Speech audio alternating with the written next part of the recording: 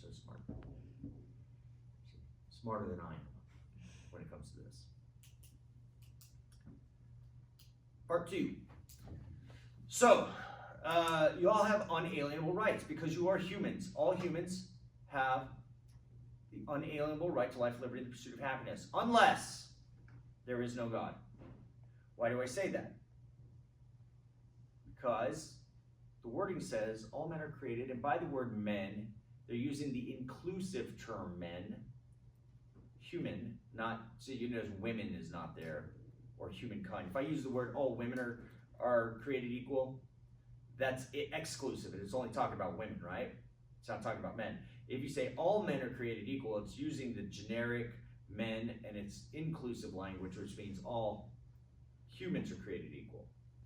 Those principles were fought over from the Declaration of Independence all the way to the Civil War, through the Civil Rights Movement, and are now being sadly debated today as to whether or not they are true anymore.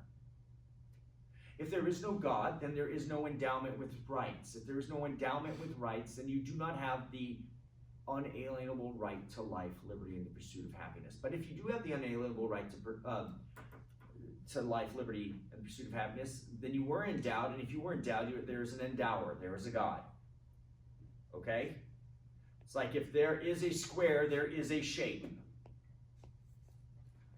There are squares, therefore there are shapes. There are rights, therefore there is an endowment. If there's an endowment, therefore there is an endower, and that endower is God. Governments do not give you their rights. According to the text, what is the government for? To protect our inalienable rights. To secure our rights. And yes, that's just another great way to say it. So when government fails to do so, right? Or he says destructive of these ends. The word end is another philosophical term going all the way back to Aristotle. It comes from the Greek word telos, which just means designed, that for which a thing is, like your eye. What is the end of government? To secure rights. So when it is destructive of these ends, not securing your rights, what do? We do one of two things. We either alter or abolish. Right. And so what happened in the Civil War? There was a major violation of human rights in America. They fought a civil war over it. To do what? Alter, right? And abolish the slavery, right? Now, part of the country was fighting, unfortunately, for the preservation of this great evil, this violation of human rights. And then even afterwards, there was a political party that was formed around, and Klan was formed around the terrorizing of the black race and the segregation of the black race from the white race. And that went on until the Civil Rights Movement. And what did the Reverend Dr. Martin Luther King Jr. rest his argument upon? Has anybody heard? I know you've heard it. If you haven't heard it, you need to hear it. It's one of the greatest speeches out there. The speech, I Have a Dream. A famous basketball player was given his handwritten speech. He's like, here, you could have it. And I was like, I think I'll take it. And he just takes it home, puts it on his desk later, and it's like, oh my God, I got the original. What did he rest his argument upon? On the Declaration of Independence. Black race has been written a bad check. Okay? It came back deficient funds. Okay? And he rested on the principles of the Declaration of Independence. He held accountable the country to the principles upon which it stands. The idea that all men are created equal. The black race are humans, men and women. Therefore, they are created equal. Thus, they have the same rights of life, liberty, and the pursuit of happiness. And when the government is destructive of these ends, it needs to be altered or abolished. And so the government needed to start protecting the rights of all men and women based on their nature. Now, we are in a country right now that is greatly divided, and many of these people really want to deny, because they say Thomas Jefferson owned slaves. He's an imperfect man, therefore we should take all his words and just get rid of him. The University of Virginia, founded by him, they want to get rid of his statue, his very presence there. Is that a good thing? Not all men are perfect, but all men are men. But we're talking ideas. He's separate from his ideas, is he not? Have you done anything bad in your life? Have you done some good things in your life? Should we wipe the slate of all things? What's your name first? Liste. Huh? Liste. Liste? No more Liste, because you did something bad. We don't even want to know you existed. We clean history of you. Get rid of every idea you ever had. Should we get rid of the principles of the founding of our country merely because because they were presented to us by imperfect humans? Does 2 plus 2 change because a man owns slaves? No, it does not.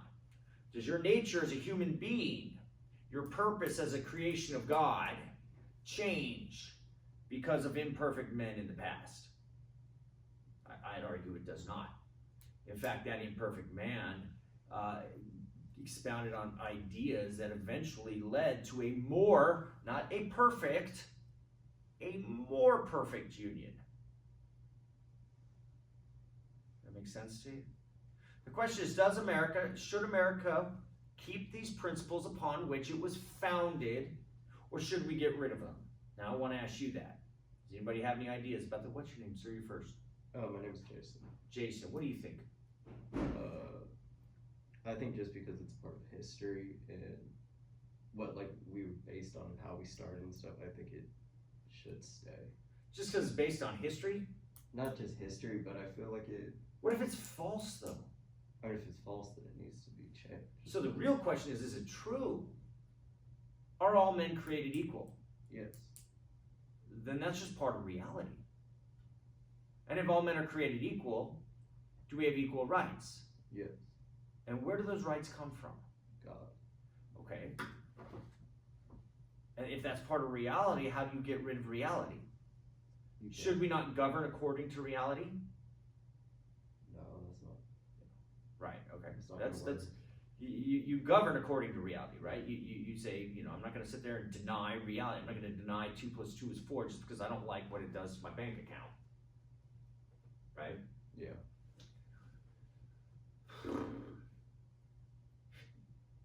Are you guys familiar with what's going on philosophically and politically in our nation right now? You are? What's going on? With what do you mean, just politically? Well, I mean, there are certain factions in American politics right now who are trying to make changes in the way we govern our country. So, are you familiar with what's going on? I mean, kind of. Tell me what you think. What's going on? I just know with the inauguration, a new president going in and the president leaving. What was that, 2 weeks ago or something? That's excellent. Yeah, Yeah. that's a change of power, right? Yeah. Let me tell you something. In the history of the human race, we're in an oasis in America. Since 1776-ish till now, there's this American constitutional experiment with freedom. And our freedom in America is something that really has not been part of the human experience in the history of humanity. Okay?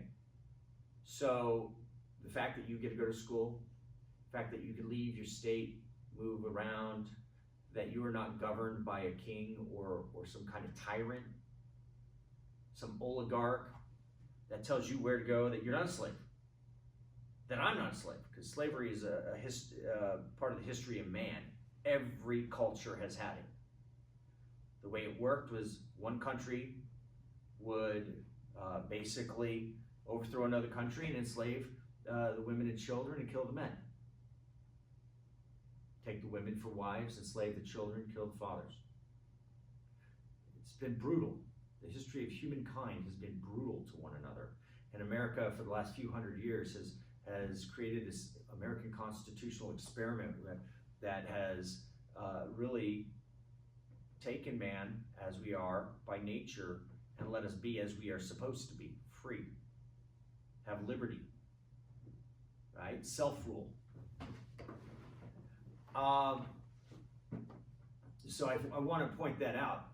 This is a very short blip in the history of humankind where we have been so free and we take it for granted. Okay, and this could go away like that. We could end up being, ruled really badly by people. We got to watch it. So you're saying there's been just the whole peaceful transfer of power. You just mentioned the presidency going from Donald Trump to Joe Biden. Now there are questions. A lot of people do not trust our election. They believe it was stolen. Okay.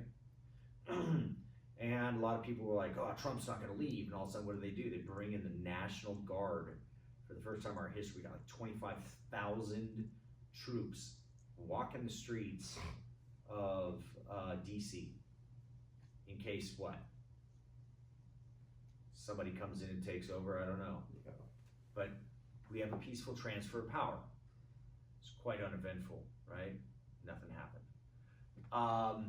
So that's an interesting thing. That didn't take place in Venezuela. Hugo Chavez loses. He doesn't. I think it's Hugo Chavez. Yeah, I'm trying to think of the other guy. Well, he loses and he won't leave. Putin miraculously wins again after his opponent somehow ingests poison. Right, the old Russian way of winning an election. America's very interesting that way. What else is going on? And it's some of it's good, some of it's bad. The good thing is that there was a peaceful transfer of power again, right? And it seems to continue. Even though there's a lot of grumbling going on saying it was stolen, the power was transferred peacefully. Nobody took up arms and blew up the Capitol, even though they made it out to be like that. What else is going on? The COVID vaccinations. Oh my gosh, yeah. So that's a political thing, is it not? I mean, you know what you get when you mix politics and medicine? Politics, right? You're bad medicine. Should you take the medicine? Do you want to take it? Are you worried about it? I'm not sure. I No don't peer know. pressure. Huh? I'm not sure. I mean, Have you heard of the Tuskegee experiment? no. Okay. It's part of Black history. In the 1930s, America, like Germany, was practicing a thing called eugenics. You know what eugenics is? The eugenics movement. Anything with EU, like utopia, eugenics, euthanasia. It means good, right? Utopia is like the good society. It's a myth. It doesn't exist. Eugenics means good genes. Euthanasia means good death. That means like if you're gonna go euthanize your dog, you go put him to sleep. It's good death, right? Euthanize grandma. They do euthanasia in Oregon. You can go if you're terminally ill, you can just say, "Hey, I just want to die," and they'll just go, "Okay, give you a nice warm needle of death, and you're good." It's legal there. Euthanasia, good death. So eugenics was this idea of good genes. And so Margaret Sanger, what did she start? I'm not sure. Planned Parenthood, the abortion industry. She wanted to rid the nation of the black race because she was a racist. And so she's part of the eugenics movement. So what she wanted to do is two things. She wanted to give birth control, sterilization, and abortion to those families in the black, population, so they weed out the black race from America. And it's no mistake that Planned Parenthood is in the poorest neighborhoods and the black neighborhoods, whether they be poor or not, in America. That's by design, okay? And so during that period, there was an experiment with a bunch of black men, and they gave them syphilis, okay? And originally the idea was, we're gonna treat these guys with their syphilis, and we will try to cure it and treat it, and do our scientific work. Well, what happened was they ran out of funds. I guess, I think the depression was, upon them in the 30s, and so they ran out of funding. And so, as all good scientists do, they were like, well, in the name of science, we gotta figure out or change our experiment. So what did they do? And I was joking, as all good scientists. Well, they said, I tell you what, we'll tell them we're treating it, but what we'll do is we'll change our study to see what the advanced stages of syphilis do. And they were giving these black men, they were giving them placebos, and the placebo is just a sugar pill or sugar, whatever, basically a false drug. And they were telling them, if you leave the experiment and get treated for syphilis somewhere else, we're not going to give you the whatever we had promised you in insurance of some sort, okay? So they kept them in, they lied to them. And they told them they were treating them when in fact they were not treating them. And what they did was they allowed them to progress badly. And they used them as lab rats, okay, these black men. That has actually caused a lot of people in the black community to distrust taking vaccinations. It's like, fool me once, shame on you. Fool me twice, shame on me. You can keep your vaccination, thank you. So there are a lot of people in the black community that are anti-vaxxers because of America's history with the eugenics movement during the 30s, okay? Were they treating these humans as equal? No, they were treating them as animals, the way we treat guinea pigs, okay? So what's going on with COVID is now, a lot of people don't want to take it. Now here's a question for you. All right, do you have liberty? Yes, you do. Do you really have liberty? I just say that and you're like, okay, no, I don't. Well, you were designed for it. Are you designed to be muzzled like an ox? Are you being muzzled like an ox? See, I'm doing this, making her say yes. What the heck is that on your face, right? You got this thing. There's a lot of people out there who believe that if you're not willing to take the vaccination, you should not be able to travel at all. Not get on a plane, not get on a bus, unless you can show that you have taken this vaccination. What a wonderful way to control people. Should the government be able to do that? No. You No. say no. Now, the way I present it, it's kind of like, I set it up, because I could be like, these people are killing people, and, we're just trying to protect, and you can see the passion in that, right? Go ahead, Mark. It's because, I say no, because the vaccination contains MRAs. So MRAs, they can be harmful to certain people depending on, they could have allergic reactions to it. So it's harming your own body. That's why you were able to deny the vaccine. Yeah, but what if it was perfectly fine? And you still didn't want to take it for religious purposes? Then I still say that you should be able to choose because it's like. Yeah, because then you go, well, my religion says, and there will be some, I can guarantee it, Christian Science, they don't like medicine, okay? And they're gonna go, no, I'm not taking it. It's against my faith, okay? It's like a Jehovah's Witness. They're like, I'm not gonna take a blood transfusion, and I'm not gonna give my kid one, and you're not gonna make me do it. And the government comes and says, oh yeah, we are. Who has the right, the human or the government?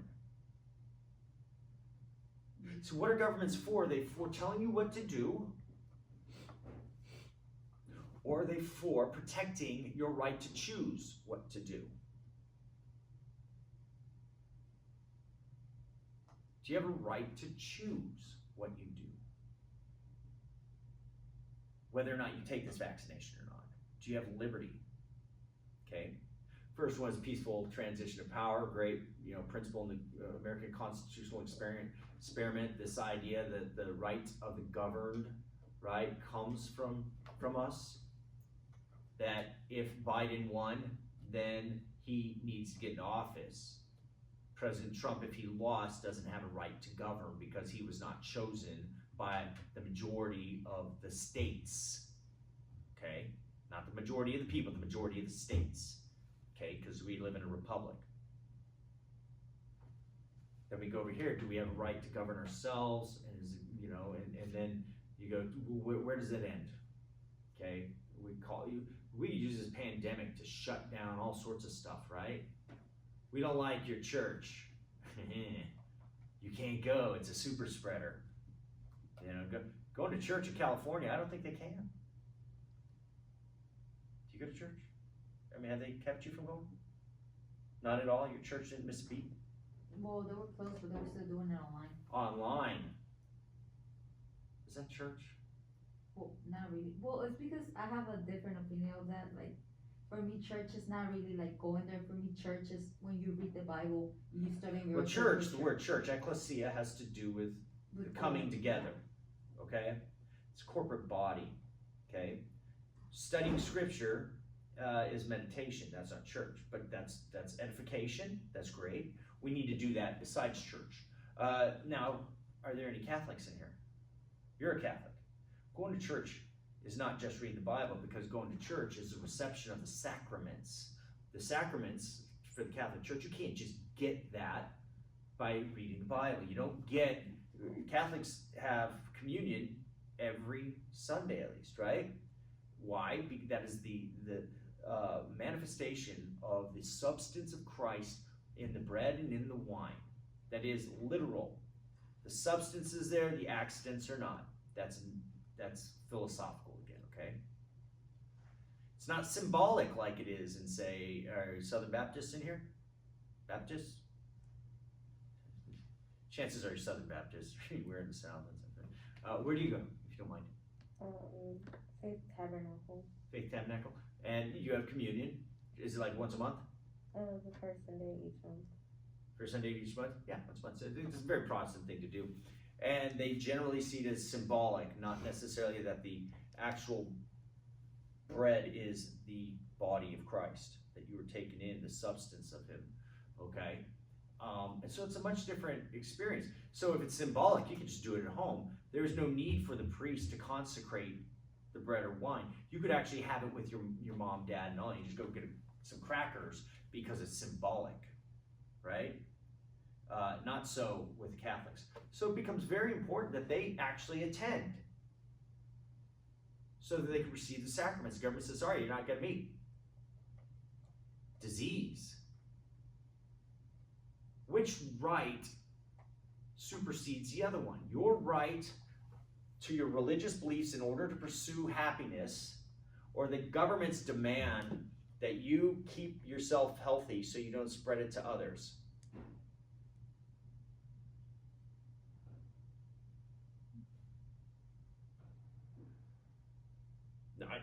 Which one? Well, they're trying to take care of the people in a way, but at the same time. Motives, yeah, the road to hell is paved with good motives. Have you heard that statement? Yeah, lots of bad things have come from good motives. Okay? And a lot of good motives can be used for bad purposes, for control. There's a political statement made by a particular political party that says, don't let a crisis go to waste. What do they mean by that? Use any crisis that emerges to further our political agenda, because it will be easier to get it in. Does it make sense? So let's not let the COVID crisis go to waste. We can make use of this COVID crisis to get a bunch of other things done. So one of the biggest criticisms on like these COVID relief bills is that there are certain states who have overspent their budget and they're in the hole and they need money, and so they're saying put this in the bill that they're going to send all this money to so that we can pay our bills because we overspent, we don't have enough money. So they're making use of the COVID relief package to help them fix a problem they created before. So keep in mind, this could be used to take away rights. Well, I should say take away rights. You cannot take away because they're unalienable, right?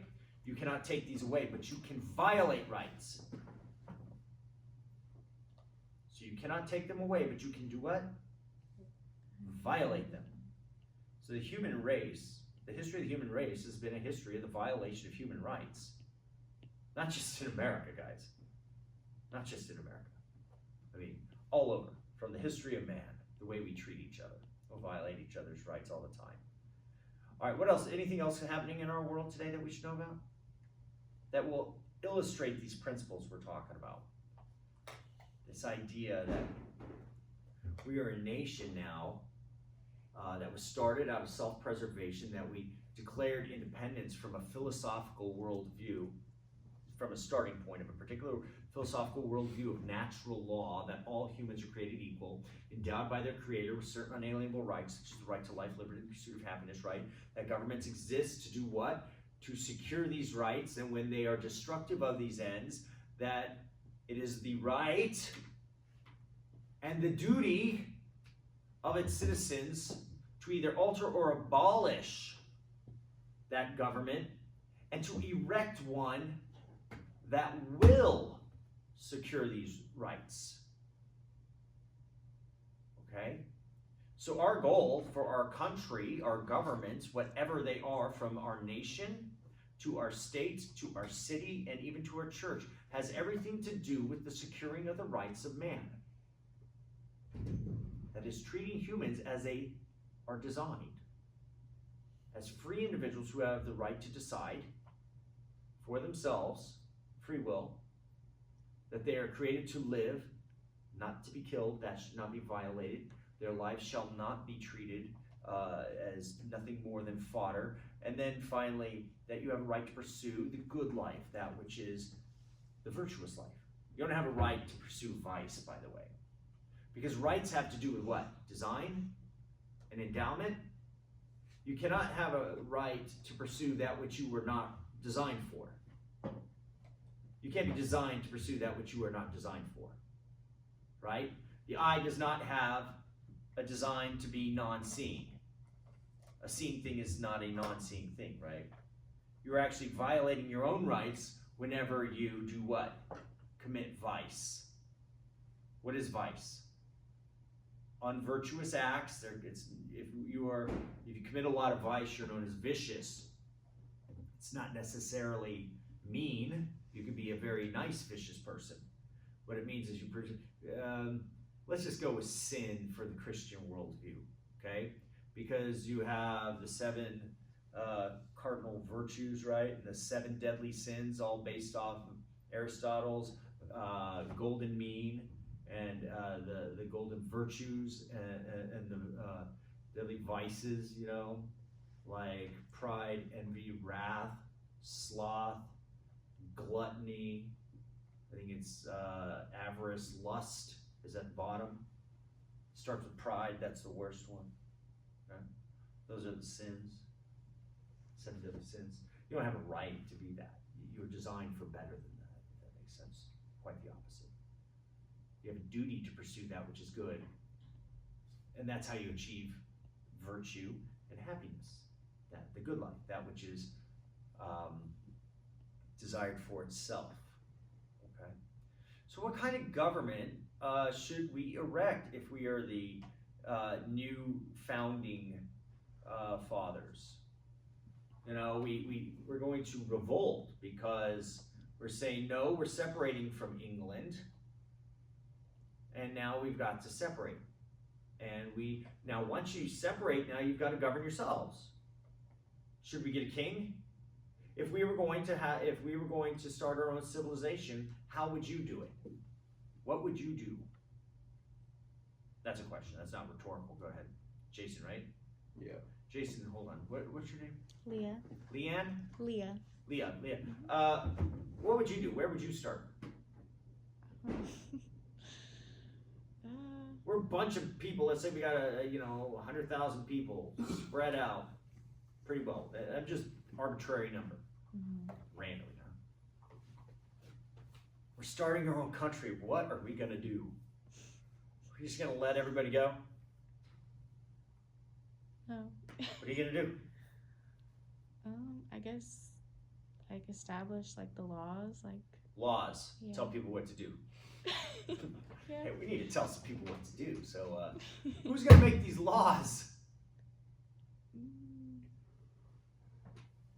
I mean, I guess like kind of like how they did the Mayflower Compact was like it was kind of more like a unified thing. It But was you got 100,000 people with differing views, right? Now, Mhm. I said 100,000 people, not 5 people, right? The smaller the boat, the easier it is to rule, right? You don't have to convince so many people. How much time we got left? Like It's 13 minutes. 9:02.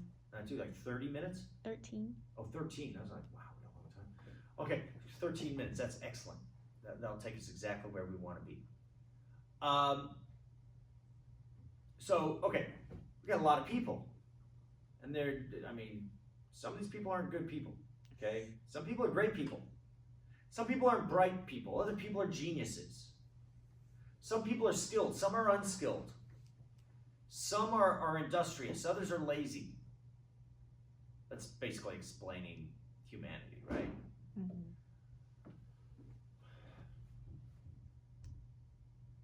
What are we gonna do? What are we gonna do? Should we just let it go, or should we establish rule of law? Why do we need rule of law, by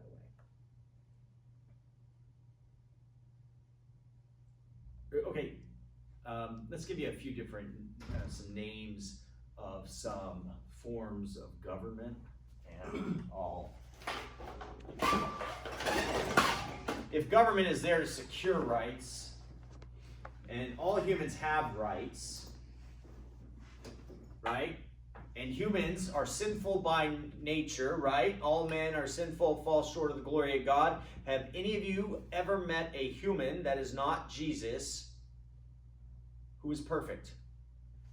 The answer is no. We are all sinful. No matter how nice and great you think we are, we do sinful things and we hurt each other. And thus we need to, somewhere down the line, you're right, laws need to be made to protect us from each other. Okay? And there are different versions of government. And we're going to break it down into 2 types, really, good and bad. All right? Put a smiley face here and a frowny face here with a tongue. All right. The just rule, we'll call this the just rule, and the unjust rule. Just rule. If one person rules, monarchy. And if they rule justly, that is, the king, right? Monarchy. On the other hand, the unjust rule of the one is called a tyrant.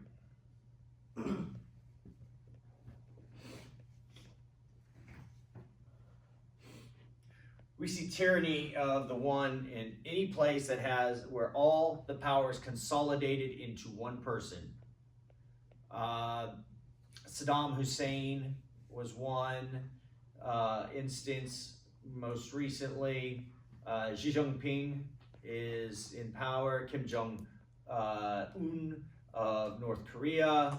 These are where the power gets consolidated into one person, and if it's unjust rule, it is that person is a tyrant, okay? And they are practicing tyranny, unjust rule. The second one is the rule of the few, okay? Not the many. And if you have the just rule of the few, what you have is aristocracy.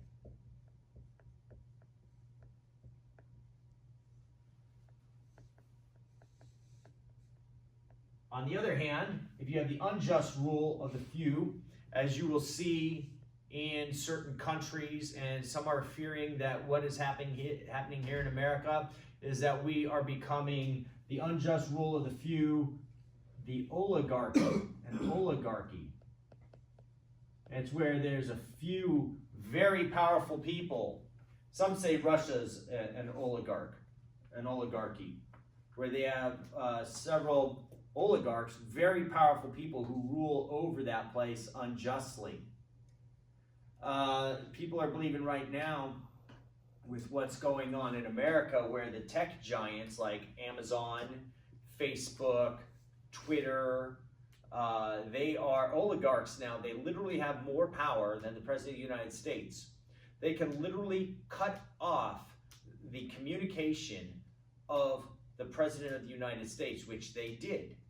So Joe Biden, he has a Twitter account in as much as he is in the good graces of Steve Dorsey, the CEO of Twitter.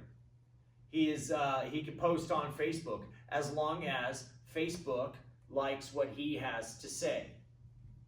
But as soon as what's his head, I'm drawing a blank, CEO of Facebook decides, I don't like what you're saying, he could cut him off. They do the same with YouTube. The guy from Google, CEO of Google, determines whether or not we like what you're putting out on YouTube, so we will either put little disclaimers at the bottom of it, or we will just get rid of it altogether. You say, I wrote an article not several years ago, but 4 years ago, saying what conservatives need to do is get their own platforms so that they cannot be censored out of the public square. I was right on one thing and wrong on another, or just ignorant on another. So Parler, this new Twitter type thing, pops up. Conservatives flock over to it, and all of a sudden the president's about to go over there. Twitter's losing all sorts of followers because all the conservatives are giving Twitter the middle finger because they keep getting censored and cut off, and so their rights to free speech are being violated by this oligarchy, right? This technocrat. And what happens? Well, guess who? Twitter, Facebook, and Google all get together and talk to Jeff Bezos, who owns what? Amazon, and Amazon owns all the servers that you would put all of your platforms on. It's like they own the road that you drive your car. And what does Jeff Bezos do? Tells Parler, you're not allowed on our servers anymore. Thus, you can have your own website, but you're not going to put it on our roads. It's like you can have a car, but we're not going to let you drive it. Make sense? And so Parler, which had millions of conservative followers, now cuts off their voices. President Trump doesn't have a Twitter account anymore because he can't. They have found themselves, these technocrats, Zuckerberg from Facebook, Dorsey from Twitter, I don't know the guy's name from Google, Jeff Bezos from Amazon. They're technocrats, and they have an immense amount of power. They can sway an election, determine who gets heard, who doesn't get heard, what bills get passed, what things get funded, what doesn't. These guys made billions, and I mean billions, during COVID, where individual businesses were destroyed. All of our businesses, how many of you shopped online for Christmas stuff? How many of you shop online every day? How many of you buy anything online? Well, guess who's getting all that money? Jeff Bezos. If you're on Snapchat, Instagram, that's all Facebook. Zuckerberg is selling your information so that you can get advertisements that are specific to what you want. Okay? Who's he selling it to? Bezos. So it's oligarchs. It's the unjust rule of the many, and they can violate your rights. And there's a big argument right now that is happening, and that you should not have free speech. Because if you disagree with me politically, that is dangerous. We need to cut that off. Go to on YouTube. I know we're going to run out of time. Go to YouTube, go to Twitter, type in anything that first of all, they banned if you put on the word "Stop the Steal," they'll cut off your account. okay? But if you go on there and you start typing in, doing Google searches for the election fraud of 2020, everything you get on Twitter, it'll have a little disclaimer at the bottom that this has been proven, blah, blah, blah, okay? You go, well, that's a private company, they can do that. Well, they have governmental protections, there's a whole argument about this. This is a big thing right now. Your rights to free speech. And can these guys, who have an immense amount of power, stifle your free speech? Should they be allowed to? Okay? You say no. Okay, cool. Aristocracy is the just rule of the few. So, look, none of these, one, few, or many, which we're going to get to, are bad in themselves. It's whether or not they rule justly or unjustly. The question is, what is more likely to result in the unjust rule and how to avoid it? So the just rule of the many, what can you guess that would be? I'll tell you, it's called polity, and ironically, the unjust rule of the many is called democracy. Okay, so why is that? Well, this is called tyranny of the masses. Tyranny of the masses. So a lot of people will say, you've heard people say, man, that person's so stupid. You need a license to drive a car, but you don't need a license to, have a baby. They say stuff like that. I mean, how many people do you know that you think are so stupid they should not vote? I mean, some of you know some stupid people. We all know people. Not all of us are as smart as you are, right? I mean, you guys are pretty smart. So you say, well, maybe only certain people, the educated, should vote, right? You're like, well, wait a minute. What about me? I want to vote too, and so where do you draw the line at who can vote? Should 5-year-olds be able to vote? No, why not? Because they're not wise enough. They don't know anything, right? Some people want a lot of Democrats want to lower the age of voting, the voting age 16. Why do you think they want to do that? Well, first of all, they want to do that because they believe that they'll win elections that way. If they believe that 16-year-olds would vote Republican, do you think that they would say, let's do this so we lose elections? No, they think they're. But how many of you think that's a good idea? Were you a pretty smart person at 16? You say yes.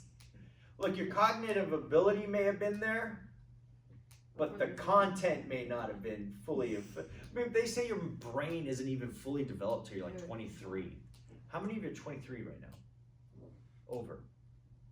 Right. And I'm not saying your brain's still not, your frontal lobe is not as developed. How much time? Are we out of time? Yeah. Yes. Okay. Well, with that, I don't mean to insult you by saying you don't have a frontal lobe. Instant frontal lobotomy. No, it's just, we have to ask these questions. At what point is a human ready to actually make political decisions? That's where we'll pick up when we start talking on Thursday. Remember, you're welcome to come to all the classes. All right, have a great day. Thanks for coming.